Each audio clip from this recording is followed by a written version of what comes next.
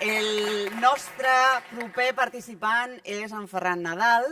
Ell està fent el doctorat en biomedicina i la recerca es diu Tot el que pot dir la sang.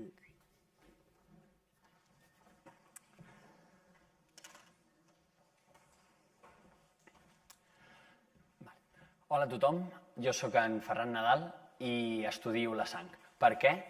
Doncs us demanaré que m'acompanyeu en un viatge al futur per poder contestar aquesta pregunta, si us plau. Un futur a 20 anys, a 100 anys, o potser un futur que mai arribarà, d'acord? Ja estem en el futur i en aquest futur podem fer això. Amb una petita punxada en el dit d'un individu, que ja m'ofereixo jo de voluntari, obtenim una goteta de sang, tan petita com aquesta. Ara em netejaré la gota de sang, si m'ho permeteu, però en el futur aquesta gota de sang s'injectaria a l'espectròmetre de masses. Aquest sofisticat aparell és capaç de donar-nos una llista de totes les proteïnes que hi ha a la meva gota de sang. Com ho fa? Doncs les pesa. I les pesa amb aquest mateix principi.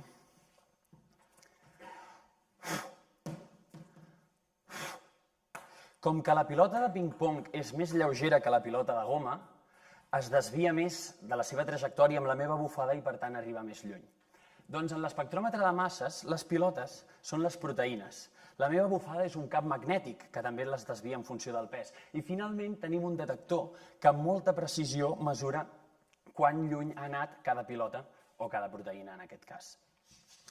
Bé, per què serveix tot això? Doncs en 30 minuts obtenim una llista sencera de totes les proteïnes que tenim a la sang. I gràcies a això podem saber com està un organisme, si està malalt o si està sa. Perquè les proteïnes fan totes les funcions de l'organisme. Tenim fins a 100.000 proteïnes en el cos humà. Aquestes proteïnes estan a les cèl·lules, però també estan a la sang, perquè les cèl·lules secreten aquestes proteïnes a la sang. Quan estem malalts, alguna cosa no rutlla. Alguna proteïna no està fent bé la seva funció. I això ho podem saber perquè aquesta proteïna o n'hi ha massa o n'hi ha massa poca o potser està deformada. Si aconseguim la llista de totes les proteïnes, podrem identificar els biomarcadors. Què són?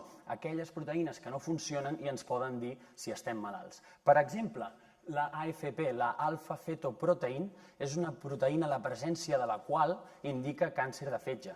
I aquesta prova diagnòstica s'utilitza en els hospitals avui en dia. Tenim aquest exemple i també en tenim alguns d'altres de biomarcadors, però actualment encara són molt pocs. En el futur que jo plantejo hi hauria biomarcadors per gairebé totes les malalties. Ara bé, estem a prop d'aquest futur? Doncs no, tornem al present. Tot era veritat, la punxada és veritat, l'espectròmetre de masses no me l'he inventat, és un aparell que existeix, només falla que avui en dia som incapaços de detectar la llista sencera de proteïnes. I per què ens passa això? Doncs per culpa del rang dinàmic.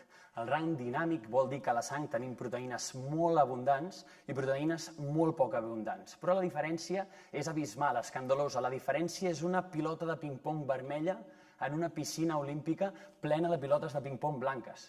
Quan posem la goteta de sang a l'aparell, totes les pilotes, totes les proteïnes competeixen per entrar-hi. I ja us podeu imaginar qui guanya. Guanyen les blanques.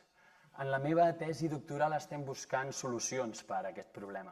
Solucions que passen per aplicar tractaments a la sang en els que intentem eliminar les proteïnes d'alta abundància, sense carregar-nos les de baixa. Així totes les proteïnes tenen més possibilitats d'entrar a l'aparell, més possibilitats de ser analitzades. El nostre millor mètode ha arribat a detectar més de 300 proteïnes i un grup alemany amb un mètode molt complex que seria inviable n'ha arribat a detectar 3.000. Però si recordeu que en el cos humà podem tenir fins a 100.000 proteïnes, entendreu que hi ha un camí molt llarg de recerca per aconseguir la llista sencera. Moltes gràcies.